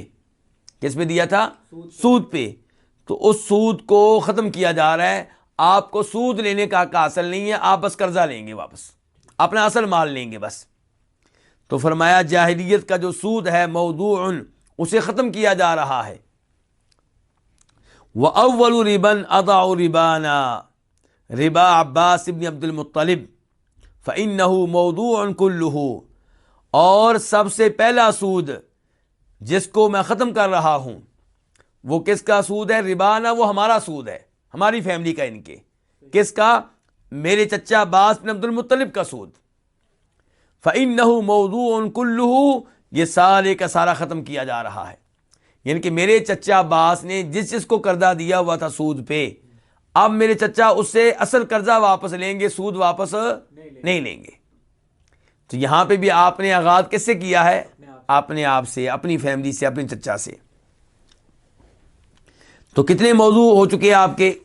سب سے پہلے آپ نے لوگوں کے خون اور مال کی حرمت کا تذکرہ کیا ہے کہ کسی کا مال چھیننے کی اجازت نہیں ہے، اس پہ قبضہ کرنے کی اجازت نہیں ہے، اور کسی کو قتل کرنے کی بھی اجازت نہیں ہے. ظلم و زیادتی کے دروازے بند کیے آپ نے. دوسرے نمبر پہ آپ نے کہا کہ جاہلیت کے رسوم و رواج جو ہیں وہ ختم کیے جا رہے ہیں. تیسرے نمبر پہ آپ نے کہا زمانہ جاہلیت کا جو قتل و غارت کا سلسلہ تھا اسے ختم کیا جا رہا ہے. اور چوتھے نمبر پہ آپ کیا کہہ رہے ہیں کہ جاہلیت کا جو سود ہے اس کو ختم کیا جا رہا ہے. اس کے بعد آپ کیا کہتے ہیں؟ فاتقوا اللہ فی النساء، عورتوں کے معاملے میں اللہ سے ڈرو، عورتوں کے معاملے میں اللہ سے ڈرو. یعنی کہ آپ ہم سب جانتے ہیں کہ دنیا میں سسٹم کیا ہے شریعت کی طرف سے کہ عورت کو کہا گیا ہے کہ تمہارے اوپر واجب ہے کہ اپنے خاوند کی کیا کرو؟ اطاعت کرو. اب ایک لڑکی ایک خاوند کے متحد ہو کے رہتی ہے.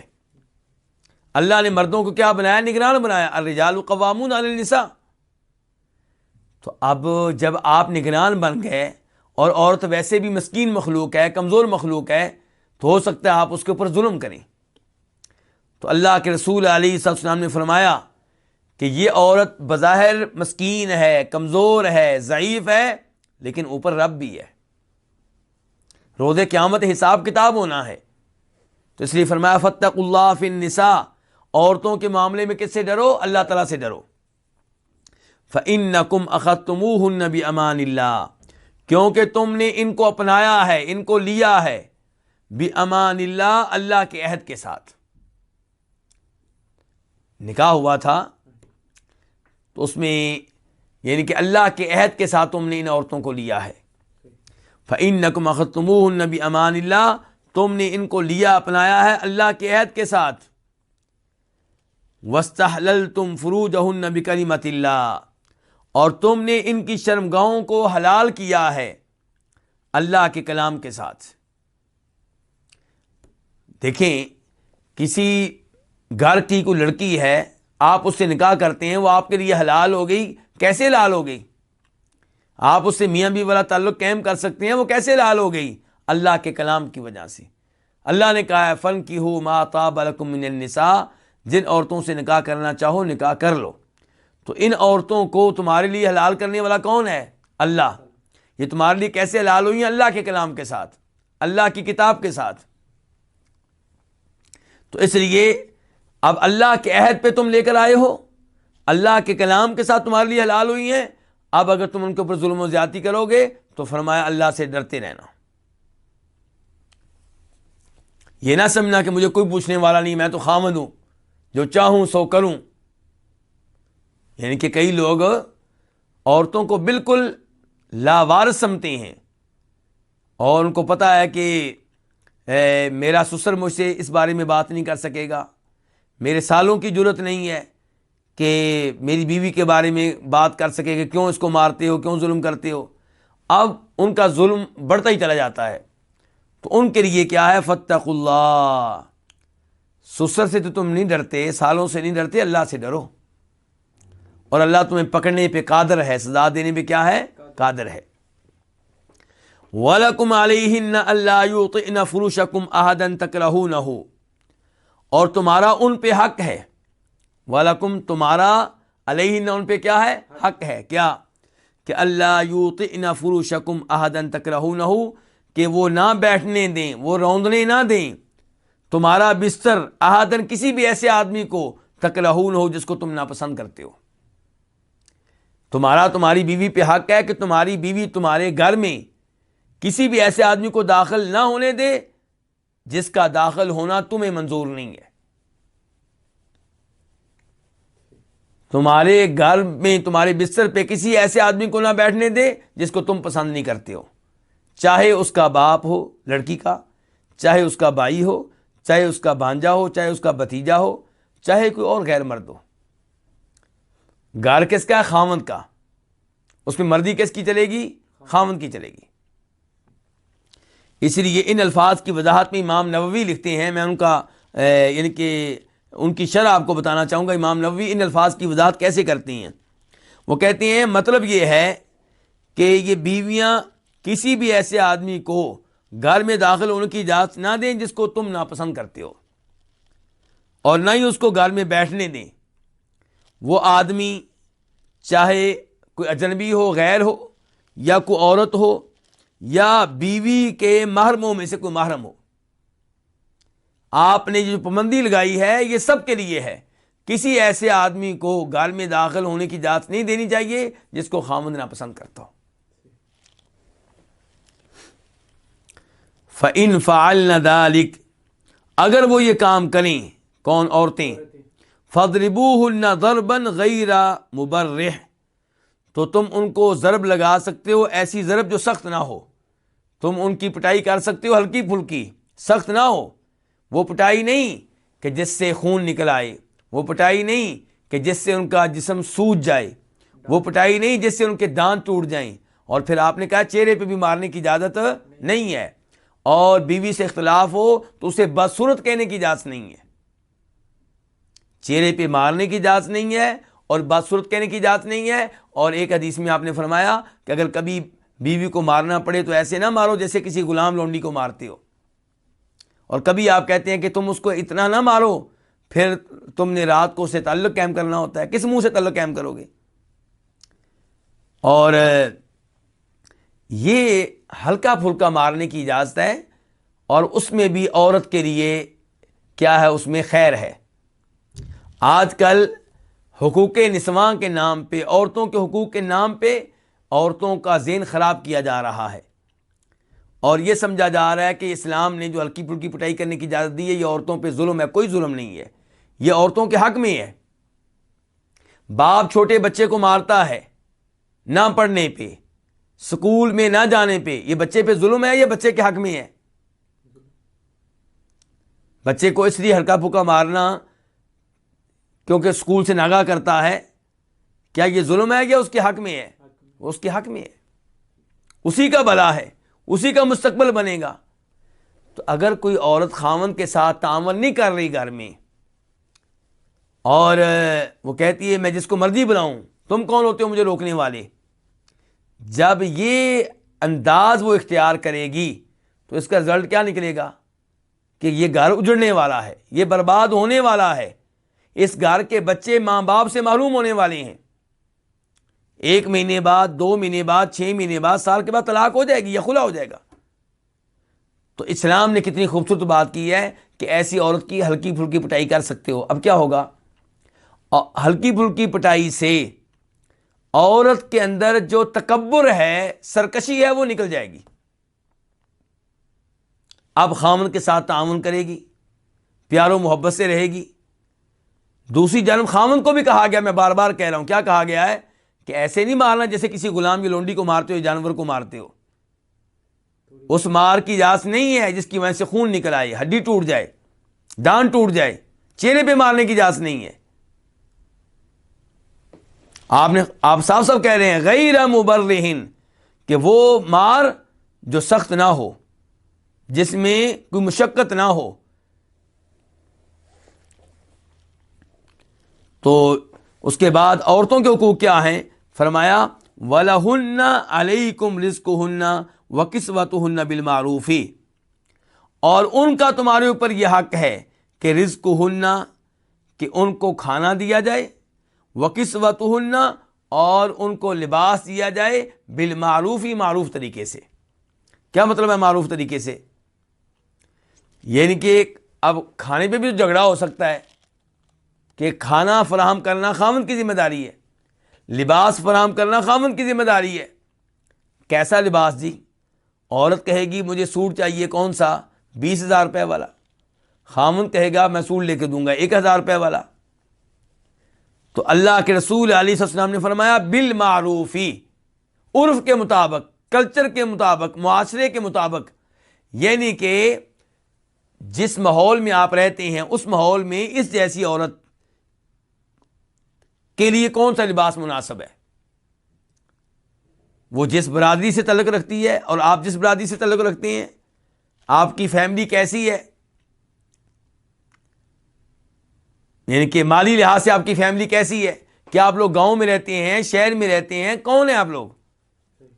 تو آپ جیسے لوگوں کی عورتوں کو کیسا لباس لے کر دیا جاتا ہے ویسا لباس آپ نے بھی لے کر دینا ہے. تو فرمایا ان کا تمہارے اوپر یہ حق ہے کہ رزقهن، ان کو رزق فراہم کرو، کھانا فراہم کرو، وکسوتہن، اور ان کو لباس فراہم کرو، بالمعروفی، معروف طریقے سے۔ اور یہاں پہ میں شیخ البانی رحمہ اللہ کا ایک تبصرہ آپ کے سامنے رکھنا چاہوں گا۔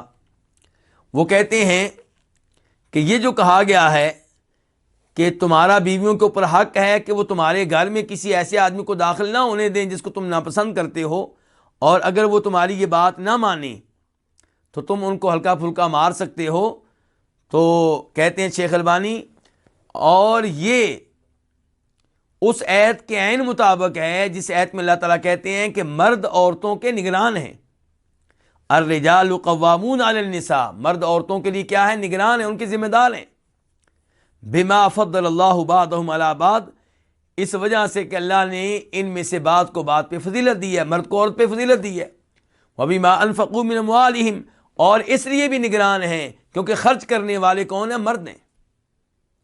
تو گھر کا خرچہ فراہم کرنا کس کی ذمہ داری ہے؟ بیوی سے مطالبہ کرنا کہ تم کماؤ، تم جاب کرو۔ اگر وہ راضی نہ ہو تو یہ خاوند کا حق بالکل نہیں ہے۔ خاوند چاہے جتنا بھی غریب ہو، بیوی جتنی بھی امیر ہو، بیوی کا خرچہ خاوند کے ذمے ہے۔ مال لے کر آنا، پیسہ لے کر آنا، بیوی بچوں کا خرچہ فراہم کرنا، یہ خاوند کی ذمہ داری ہے، بیوی کی ذمہ داری نہیں ہے۔ بیوی شریعت کے مطابق کیا ہے؟ وہ گھر میں بیٹھے گی، اے سی میں بیٹھے گی، پنکھے میں بیٹھے گی، اور گھر کے کام کاج کرے گی، بچوں کی تربیت کرے گی، ان کو پڑھائے گی، ان کو تعلیم دے گی۔ شریعت نے عورت کو اس بات کا مکلف نہیں کیا کہ وہ باہر جائے، کمائے، لوگوں سے کمانے کے لیے لڑے، کیونکہ جب باہر نکلیں گے تو وہاں یہی کچھ ہوتا ہے۔ تو یہ ذمہ داریاں اسلام نے کس کی لگائی ہیں؟ مرد کی۔ پھر اسلام نے مرد کو حق دیا ہے کہ چونکہ کمانے والے تم ہو، رہائش فراہم کرنے والے تم ہو، مکان تم نے بنایا ہے، پلاٹ تم نے خریدا ہے، اور اس کا خرچہ بھی تم برداشت کر رہے ہو، کھانا بھی تمہارے خرچے سے تیار ہوتا ہے، لباس بھی تمہارے پیسوں سے آتا ہے، بچوں کا خرچہ بھی تم برداشت کرتے ہو، تو اس لیے گھر میں آرڈر بھی تمہارا چلے گا۔ تو عورت پابند ہے کہ خاوند کی بات مانے جب تک کہ وہ شریعت کے خلاف نہ ہو۔ تو شیخ البانی کیا کہہ رہے ہیں کہ یہ حکم جو دے رہے ہیں نبی علیہ السلام، یہ اس آیت کے مطابق ہے، اور اس آیت میں اللہ تعالیٰ نے یہ بھی کہا ہے کہ فالصالحات قانتات حافظات للغیب بما حفظ اللہ، کہ جو نیک عورتیں ہوتی ہیں وہ فرما بردار ہوتی ہیں، اور خاوند کی عدم موجودگی میں بھی اس کا خیال رکھنے والی ہوتی ہیں، اس کی اولاد کا، اس کے گھر کا۔ کیوں؟ کیونکہ اللہ تعالیٰ نے ان عورتوں کے حقوق محفوظ کر دیے ہیں، خاوندوں کو پابند کر دیا ہے کہ ان کو خرچہ دو، ان کو لباس دو۔ واللاتی تخافون نشوزہن، اور وہ عورتیں جن کی سرکشی سے تم ڈرتے ہو، جن کی نافرمانی سے تم ڈرتے ہو، فاعدوہن، ان کو سمجھاؤ، پیار و محبت کے ساتھ ان کو سمجھاؤ پہلے۔ واہجروہن فی المضاجع، اور مزید تم یہ کر سکتے ہو کہ ان کا بستر الگ کر دو۔ اگر تمہاری اطاعت نہیں کرتی، نافرمانی کرتی ہیں، تو ان کا کیا کر دو؟ بستر الگ کر دو، ان کے ساتھ سونے سے انکار کر دو۔ اور عقل مند عورت کے لیے اتنی سزا کافی ہے کہ خاوند اس کے ساتھ سونا ہی نہیں چاہتا۔ اس کے بعد کہا ہے کہ وَضْرِبُوهُنَّ، تیسرے نمبر پہ کہا کہ تم ان کی پٹائی بھی کر سکتے ہو، لیکن ساتھ ہی اللہ نے کہہ دیا فَإِنْ أَطَاعْنَكُمْ، اگر وہ تمہاری اطاعت کریں، تمہاری بات مانیں، فَلَا تَبْغُوا عَلَيْهِنَّ سَبِيلًا، تو ان کو مارنے کے لیے بہانے تلاش نہ کرو۔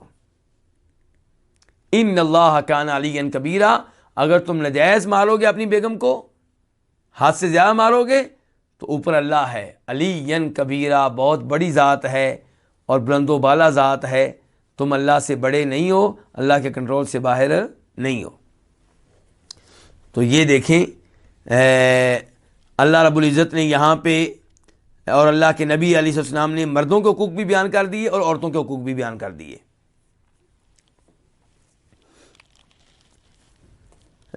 اس کے بعد آپ کے خطبے کے کچھ الفاظ باقی ہیں، لیکن وقت چونکہ اپنے اختتام کو پہنچ رہا ہے تو یہیں پہ رکتے ہیں، اور انشاءاللہ اس حدیث کو آئندہ درس میں مکمل کیا جائے گا۔ اللہ رب العزت سے دعا ہے اللہ تعالیٰ نبی علیہ السلام کی ان حدیث پہ غور کرنے کی توفیق دے، ان پہ عمل پیرا ہونے کی توفیق دے، اور اللہ رب العزت ہم میں سے ہر ایک کو اپنا اپنا حق جاننے کی اور دوسرے کا حق ادا کرنے کی توفیق دے۔ وآخر دعوانا الحمد للہ رب العالمین۔